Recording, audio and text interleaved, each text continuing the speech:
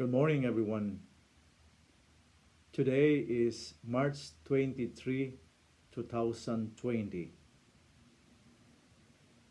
The Gospel reading today is from the Gospel of St. John, chapter 4, verses 43 to 54. And I read, When the 2 days were over, he went from that place to Galilee, for Jesus himself had testified that a prophet has no honor in the prophet's own country. When he came to Galilee, the Galileans welcomed him, since they had seen all that he had done in Jerusalem at the festival, for they too had gone to the festival. Then he came again to Cana in Galilee, where he had changed the water into wine.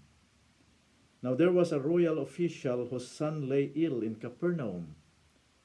When he heard that Jesus had come from Judea to Galilee, he went and begged him to come down and heal his son, for he was at the point of death.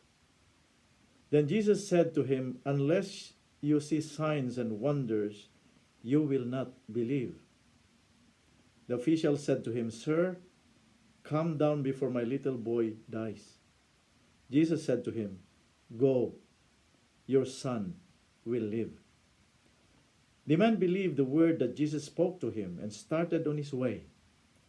As he was going down, his slaves met him and told him that his child was alive. So he asked them the hour when he began to recover.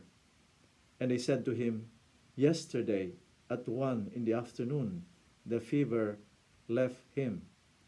The father realized that this was the hour when Jesus had said to him, Your son will live. So he himself believed, along with his whole household. Now this was the second sign that Jesus did after coming from Judea to Galilee.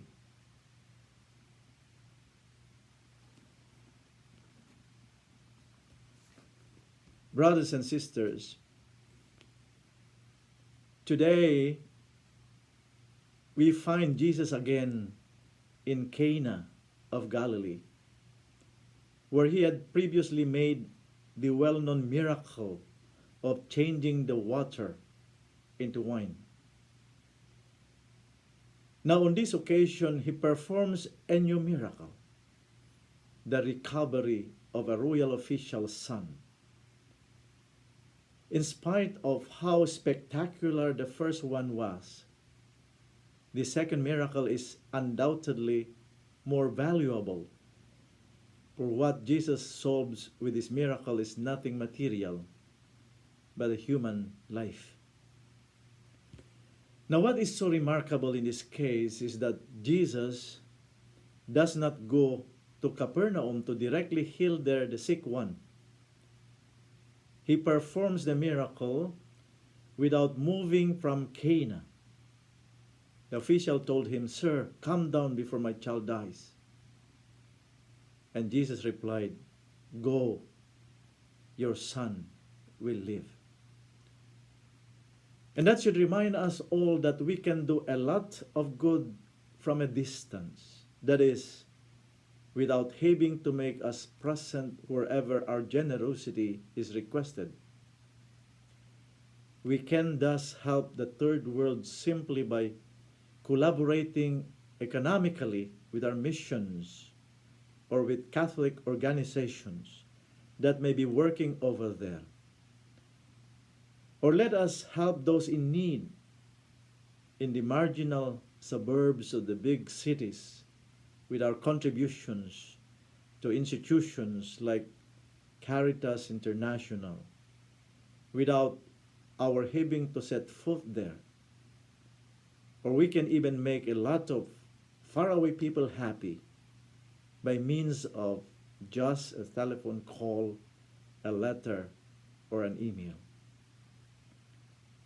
My dear friends, quite often we do not perform a good deed by excusing ourselves because of our impassibility to be physically present wherever there is an urgent need for outside help. Jesus did not use that excuse. He was not at Capernaum, but he simply performed the miracle. If you want to be generous, distance is no problem. For our generosity comes all the way directly from our heart, and it crosses all frontiers. As St. Augustine said, he who is charitable at heart always finds something to give. Amen.